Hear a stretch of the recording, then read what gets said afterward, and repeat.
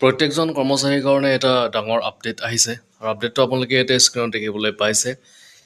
government of India ministry of personnel public grievances and pension department of personnel ট্ৰেইনিঙৰ ফালৰ পৰা এই খবৰটো আহিছে আৰু এই খবৰটো 6 এপ্ৰিল 2026 তাৰিখত আহিছে দেখিবলৈ পাইছে আপোনালোকে এখন আৰু দুখন নটিফিকেশ্যন আমি ইয়াতে দেখিবলৈ পাইছোঁ অৰ্থাৎ এখনে নটিফিকেশ্যন দুটা পেজৰ হয় আৰু গোটেইখিনি কথা আমি ইণ্টাৰপ্ৰেট কৰিম আচলতে ইয়াতে কি কথা দিয়া হৈছে ভিডিঅ'টো কমপ্লিট চাব তেতিয়াহ'লে কথাখিনি বুজিবলৈ সক্ষম হ'ব আৰু যদি প্ৰথমবাৰৰ বাবে চেনেলটোত ভিজিট কৰিছে চেনেলটো ছাবস্ক্ৰাইব কৰি ৰাখিব এনেকুৱা ধৰণৰ খবৰবিলাক আগলৈকে পাই থাকিবৰ কাৰণে এতিয়া আমি গোটেইখিনি কথা চাম আচলতে ইয়াতে কি কথা দিছে ইয়াৰ মেইন আমি পইণ্টছখিনি চাবলৈ চেষ্টা কৰিছোঁ বিষয়টো আপোনালোকে ইয়াতে চাওক অফিচ মেমৰেণ্ডামখনৰ বিষয়টো দিছে অসম কেৰালা তামিলনাডু পশ্চিমবংগ আৰু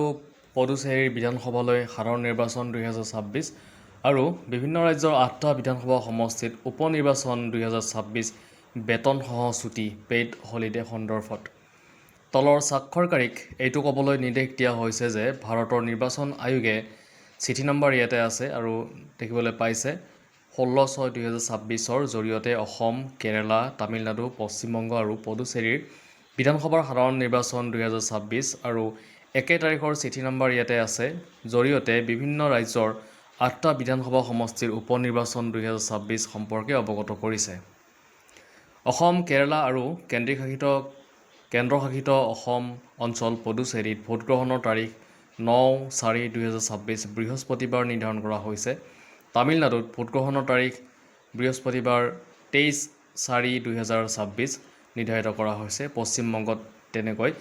23/4/2026 বৃহস্পতিবাৰ আৰু 29/4/2026 বুধবাৰ নিৰ্ধাৰণ কৰা হৈছে উপ নিৰ্বাচন অনুষ্ঠিত হ'বলগীয়া বিধানসভা সমষ্টিসমূহত গোৱা কৰ্ণাটক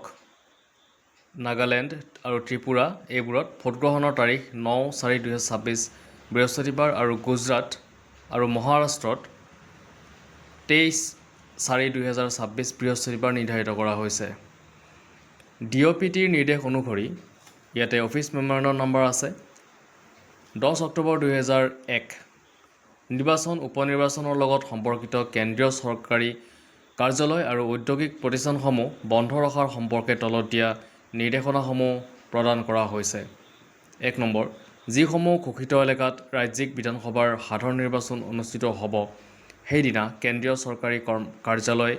আৰু ঔদ্যোগিক প্ৰতিষ্ঠানসমূহ বন্ধ থাকিব নম্বৰ 2 উপ নিৰ্বাচনৰ ক্ষেত্ৰত কেৱল সেইসকল কৰ্মচাৰী যিসকল সংশ্লিষ্ট সমষ্টিৰ প্ৰকৃত ভোটাৰ তেওঁলোকক ভোটগ্ৰহণৰ দিনা বিশেষ কেজুৱেল ছুটি প্ৰদান কৰা হ'ব নম্বৰ 3 দিছে যিসকল কৰ্মচাৰী সাধাৰণতে সংশ্লিষ্ট সমষ্টিৰ বাসিন্দা আৰু ভোটাৰ হিচাপে নথিভুক্ত কিন্তু সেই সমষ্টিৰ বাহিৰত অৱস্থিত কোনো কেন্দ্ৰীয় চৰকাৰী সংগঠন ঔদ্যোগিক প্ৰতিষ্ঠানত কৰ্মৰত তেওঁলোককো বিশেষ কেজুৱেল ছুটি প্ৰদান কৰা হ'ব ওপৰৰ নিৰ্দেশনাসমূহ সকলো সংশ্লিষ্টৰ জ্ঞাতাৰ্থে জনোৱা হওক